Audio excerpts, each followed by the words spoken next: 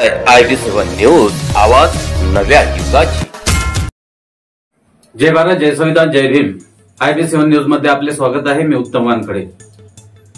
परभणीच्या हत्याकांडामधील शहीद झालेला जो भीमसैनिक आहे, त्या भीमसैनिकाचा आज संभाजीनगर येथे शवविच्छेदन झालं आणि शवविच्छेदन झाल्यानंतर त्याचं पार्थिव जे आहे ते पार्थिव जे नातेवाईक आहेत त्यांनी परभणीलाच नेण्याचं ठरवलं आणि ऍडव्होकेट बाळासाहेब आंबेडकर यांच्या माध्यमातून त्याचा अंतिम संस्कार करण्याचं त्यांनी ठरलं आहे।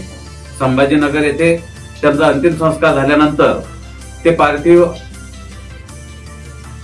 परभणीला नेण्या अगोदर सोमनाथचा जो भाऊ आहे त्या सोमनाथच्या भावानं काय म्हटलं ते पहा आमच्या या न्यूज चॅनलवर। माझं नाव प्रेमनाथ वेंकट सूर्यवंशी आहे। सोमनाथ सूर्यवंशी यांचा बंधू, ज्या ठिकाणी माझ्या भावाचा घात झालेला आहे त्या ठिकाणी माझ्या भावाचे पार्थिव घेऊन जायचं, तर तिथूनच मला न्याय भेटणार आहे। जो व्यक्ती डॉक्टर बाबासाहेब आंबेडकर यांच्या संविधानाचा विटंबना करतोय त्या व्यक्तीला पोलीस शासन सुरक्षा देतो आणि जो निरपराध आहे, जो संविधानाचा मान सन्मान करतो, कायद्याचा अभ्यास करतो, तो त्या व्यक्तीला पोलीस प्रशासन डायरेक्ट जीवे मारून टाकलेले आहे। आमचा डायरेक्ट त्यांच्यावरती आरोप आहे पोलीस प्रशासनावरती।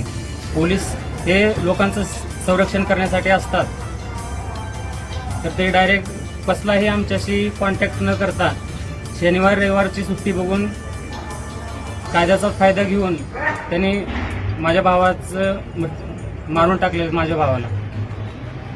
आणि त्याचं पार्थिव आम्ही आता माननीय बाळासाहेब आंबेडकर यांच्याकडे घेऊन जाणार आहे परभणीला, आणि तेच आम्हाला काय न्याय पाहिजे ते देऊ शकतात। तुमचं नाव? माझं नाव प्रेमनाथ वेंकट सूर्यवंशी।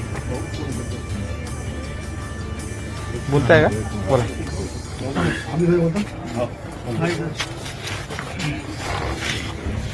थोडं समोर आहे।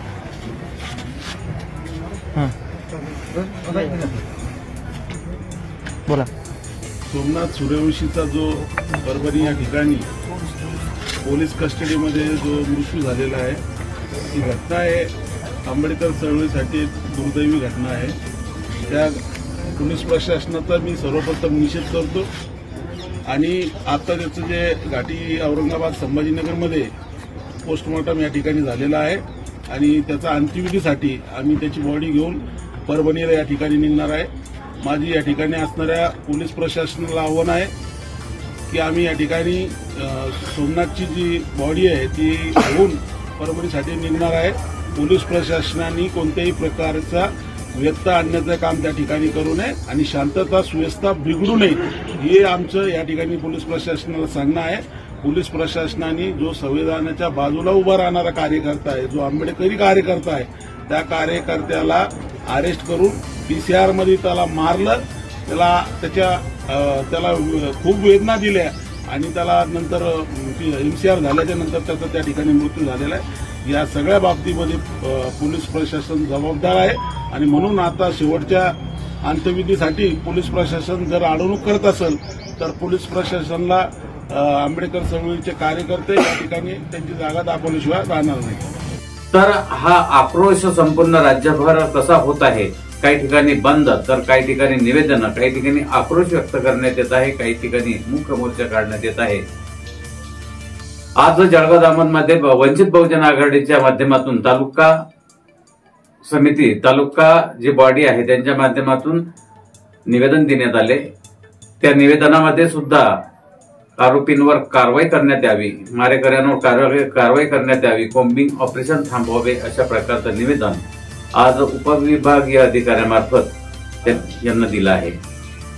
तर यासोबतच भारतीय बौद्ध महासभेने सुद्धा जळगाव दामोद तालुक्यामध्ये निवेदन दिलं आहे। परभणी शहरामध्ये संविधान प्रेमी लोकांनी त्या बाबीचा, त्या गोष्टीचा निषेध करण्यासाठी शांततेच्या मार्गानं निषेध आंदोलन केलं। मात्र पोलीस प्रशासनानं कोम्बिंग ऑपरेशन राबवून विशिष्ट समाजाला म्हणजे बौद्ध समाजालाच लक्ष करत कोम्बिंग ऑपरेशन राबवत त्या तरुणांना अमानुषपणे मारहाण करून जेलमध्ये टाकले।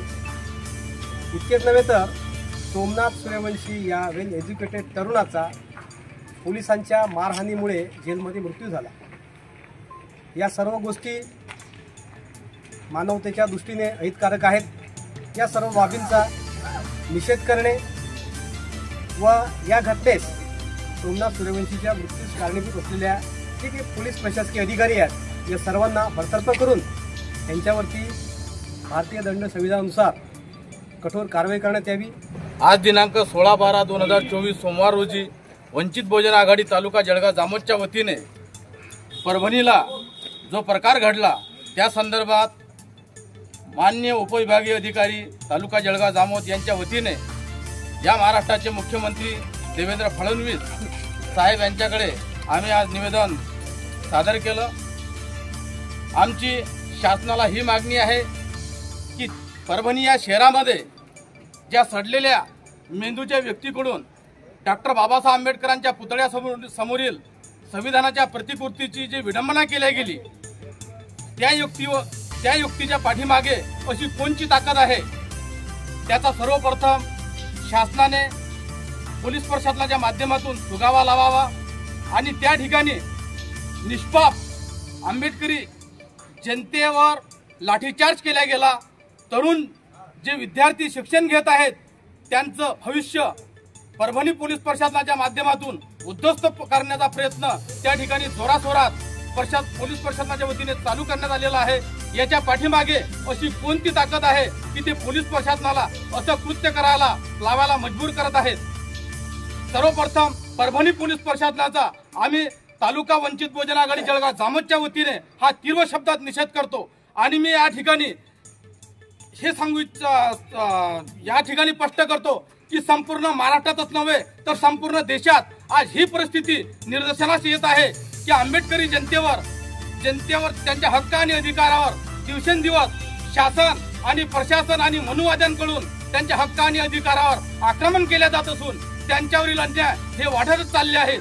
ही परिस्थिती जर शासन आणि प्रशासनाच्या वतीने थांबवली गेली नाही तर आम्हाला स्वयंउद्धाराचा स्वतंत्र मार्ग हा हाती घ्यावा लागेल व त्यापासून निश्चितपणे या महाराष्ट्राची सुव्यवस्था व शांतता धोक्यात येण्याची शक्यता नाकारता येणार नाही. आमच्या हित व रक्षणाकरता आम्ही हित व समर्थ नाही असा जर शासनाचा व तेथील परभणी पोलीस प्रशासनाचाही समाज होत असेल तर तो साफ चुकीचा आहे. आमची प्रशासनाला व शासनाला ही विनंती आहे की सर्वप्रथम त्या ठिकाणी जे कोम्बिंग ऑपरेशन परभणीमध्ये चालू केलेलं आहे आणि निष्पाप लोकांवर जे गुन्हे दाखल केलेले आहेत ते त्वरित गुन्हे मागे घ्यावे. अन्यथा संपूर्ण महाराष्ट्रातील आंबेडकरी जनता वंचित बहुजन आघाडी सरदेव बाळासाहेब आंबेडकर वंचित बहुजन आघाडीचे सुप्रीमो यांच्या आदेशानुसार रस्त्यावर उतरल्याशिवाय राहणार नाही. एवढंच माझं या ठिकाणी सांगणं आहे. तिकडे अजूनही परभणीमध्ये जो आक्रोश आहे तो आक्रोश कायम आहे. वंचित बहुजन आघाडीचे सर्वेसर्वा ऍडव्होकेट बाळासाहेब आंबेडकर तेथे पोहोचले आहेत आणि त्यांच्या उपस्थितीमध्ये हा अंत्यविधी होणार आहे. बघा सविस्तर बातमी IBS7 न्यूजवर.